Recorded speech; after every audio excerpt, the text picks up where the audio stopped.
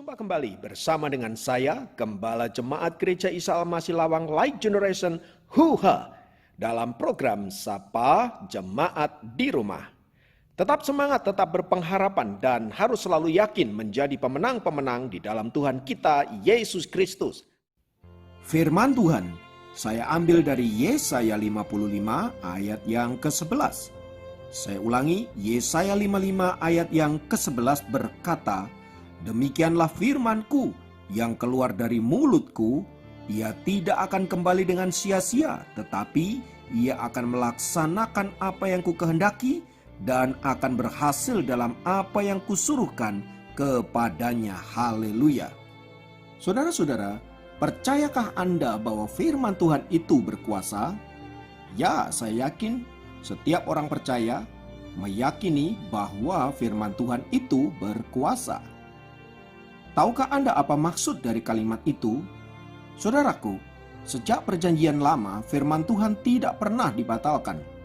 Bahkan Yesus sendiri berkata bahwa kedatangannya bukan untuk meniadakan hukum Taurat, melainkan menggenapinya. Matius pasal ke-5 ayat yang ke-17.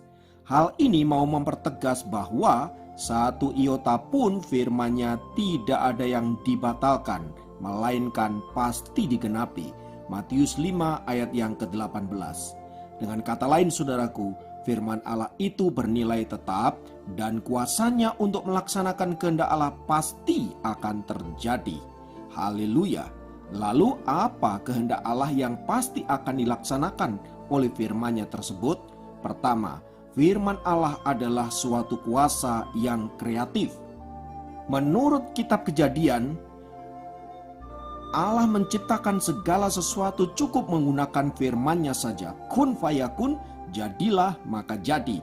Kejadian pasal yang pertama ayat ketiga sampai ayat yang ke-6 dan seterusnya. Saudara-saudara yang dikasihi Tuhan, itu berarti Allah cukup menggunakan firman-Nya untuk mengadakan yang tidak ada menjadi ada. Allah bisa mengadakan gunung-gunung, Allah bisa mengadakan lautan, Allah bisa mengadakan langit dan segala isinya cukup menggunakan firman-Nya.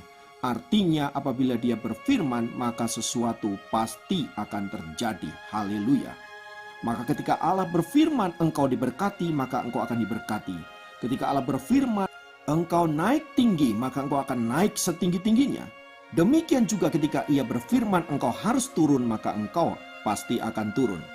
Ketika Allah berfirman, pintu-pintu tertutup, maka tidak ada sesuatu yang bisa membukakan.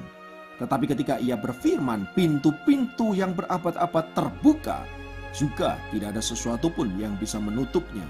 Artinya saudara-saudara, Allah cukup menggunakan firman-Nya untuk menyatakan kuasanya. Allah cukup menggunakan firman-Nya untuk memberkati saudara dan saya.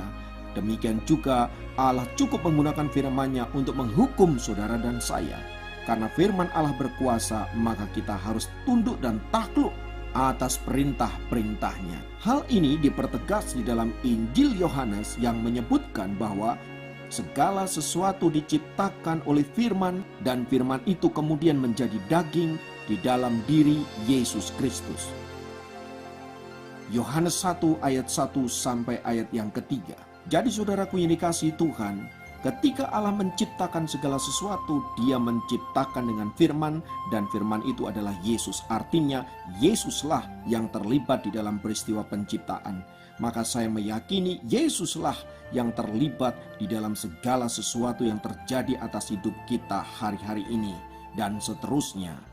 Maka saudara-saudara, kalau kita rindu mengalami hidup dipulihkan oleh Tuhan, mengalami hidup dilepaskan oleh Tuhan, mengalami hidup diberkati oleh Tuhan, tidak ada kunci yang lain. Kita harus bertemu dengan Yesus, kita harus mengalami Yesus, sehingga kita boleh melihat bagaimana firman Allah itu dinyatakan, kebenaran Allah itu dinyatakan, dan hidup kita boleh mengalami keajaiban demi keajaiban. Haleluya. Dan itu dikerjakan oleh firman Allah, yaitu Yesus Kristus. Yang kedua saudara-saudara, firman Allah juga berkuasa untuk menopang ciptaannya. Artinya apa? Segala sesuatu yang diciptakan oleh Allah itu tidak ditinggalkan begitu saja. Ia diteguhkan oleh firman-Nya, ia dijagai oleh firman-Nya. Kitab Ibrani mengatakan bahwa Allah menopang segala sesuatu yang ada dengan firman-Nya yang penuh dengan kuasa. Ibrani 1 ayat yang ketiga. Dan yang ketiga saudara-saudara, firman Tuhan berkuasa untuk memberikan kita kehidupan. Rasul Petrus memberikan kesaksian bahwa kita dilahirkan kembali oleh firman Allah yang hidup dan yang kekal. 1 Petrus 1 ayat yang kedua. Itu artinya bahwa hanya oleh firman kita memiliki kehidupan. Hanya oleh Yesus kita memiliki kehidupan. Tanpa Yesus kita akan mengalami kematian untuk selama-lamanya. Oleh sebab itu kalau kita ingin menikmati hidup, bahkan hidup yang kekal, terimalah Yesus dan alamilah Yesus. Yang keempat, saudaraku, firman Allah menyertai setiap orang yang percaya agar mereka bertumbuh dalam pengenalan akan Kristus. Ia berkuasa untuk apa? Membuka dan menutup. Ia berkuasa untuk menghidupkan dan mematikan. Ia juga berkuasa mengangkat dan menurunkan. Ia berkuasa melakukan segala sesuatu dalam hidup kita. Itulah sebabnya mengapa firman Allah bekerja dan menyertai orang-orang percaya agar kita boleh melihat kuasanya nyata dalam hidup kita. Maka saudaraku, kalau kita rindu mengalami itu semua, tidak ada cara lain. Saudara harus bersekutu dengan firman, dan firman itu adalah Yesus Kristus. Yang kelima, firman Allah menjadi pedang yang diberikan kepada kita untuk melawan tipu muslihat iblis. Efesus 6 ayat yang ke-17. Maka kalau saudara rindu menaklukkan tipu muslihat iblis, tidak ada cara lain selain daripada menggunakan firman Allah untuk melawan siasat-siasat iblis tersebut. Haleluya. Dan yang keenam, firman Allah memiliki kuasa untuk apa? Menghakimi kita. Para nabi dalam perjanjian lama dan rasul-rasul dalam perjanjian baru seringkali mengucapkan kata-kata hukuman dengan menggunakan firman Allah yang mereka terima dari Tuhan. Yohanes 12 ayat yang ke-48.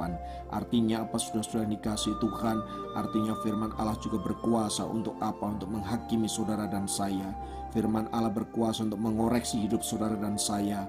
Dan firman Allah juga berkuasa untuk apa? Untuk membawa saudara ke dalam kebenaran, agar hidup saudara ada di dalam on the track-nya Tuhan. Maka terimalah firman Allah, terimalah Yesus, maka hidupmu senantiasa ada dalam tuntunannya. Saudaraku, melalui kebenaran firman Tuhan ini saya ingin mengajak kita semua saudara-saudara, bahwa hanya oleh firman Allah, oleh kuasa firman Allah, kita boleh mengalami Tuhan dan kita boleh mengalami lawatannya. Maka hari ini bukalah hatimu dan terimalah Dia. Alamilah Dia dalam hidupmu, dan biarkan engkau melihat dengan mata kepalamu sendiri. Engkau mengalami sendiri bagaimana Tuhan itu hidup, Tuhan itu nyata dalam hidupmu. Haleluya. Kiranya firman Tuhan ini memberkati saudara. Mari kita berdoa. Tuhan, hamba berdoa menyerahkan setiap kami yang mendengarkan acara ini. Tuhan berkati. Mungkin mereka ada dalam keraguan, mungkin mereka ada dalam kondisi yang sulit, situasi yang berat, namun kami percaya Engkau Allah berkuasa untuk menyatakan firman-Mu, dan firman-Mu itulah yang akan mengerjakan sesuatu yang baik bagi setiap kami. Kami mau percaya akan firman-Mu, kami mau beriman akan firman-Mu. Terima kasih Bapa di surga, terpujilah nama-Mu kekal selama-lamanya. Di dalam nama Yesus kami berdoa. Haleluya. Kali ini dapat memberkati Anda dimanapun berada. Sampai jumpa dalam program Sapa Jemaat yang lain.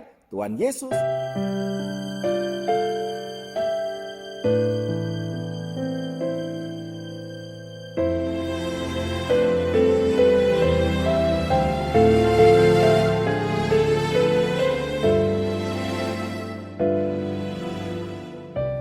Kasih setiamu yang ku rasakan lebih tinggi dari langit biru. Kebaikanmu yang telah kau nyatakan lebih dalam dari lautan. Berkat-Mu yang telah ku terima sempat membuatku terpesona. Apa yang tak pernah kupikirkan, itu yang kau sediakan bagiku. Siapakah aku ini, Tuhan? Jadi biji mata-Mu. Dengan apakah ku balas Tuhan, selain puji dan sembahkan.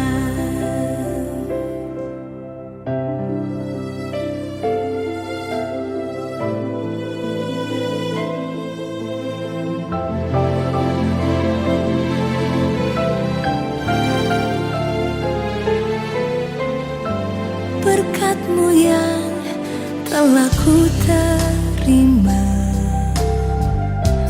sempat membuatku terpesona. Apa yang tak pernah ku pikirkan, itu yang Kau sediakan bagiku.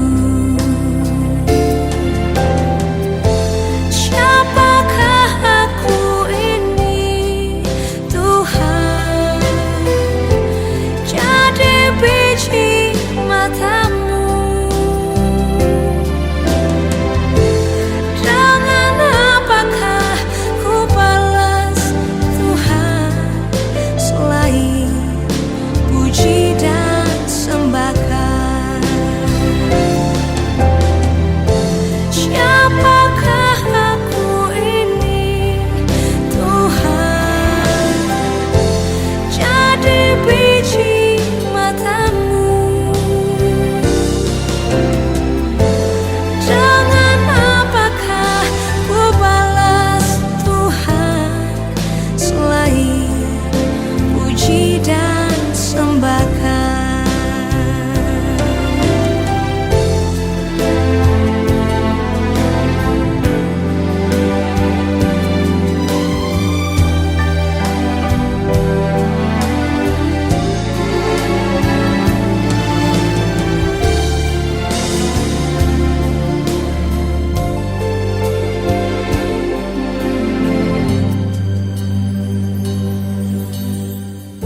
Siapakah aku ini, Tuhan?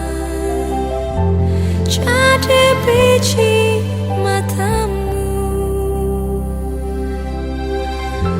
Dengan apakah ku balas, Tuhan, selain puji dan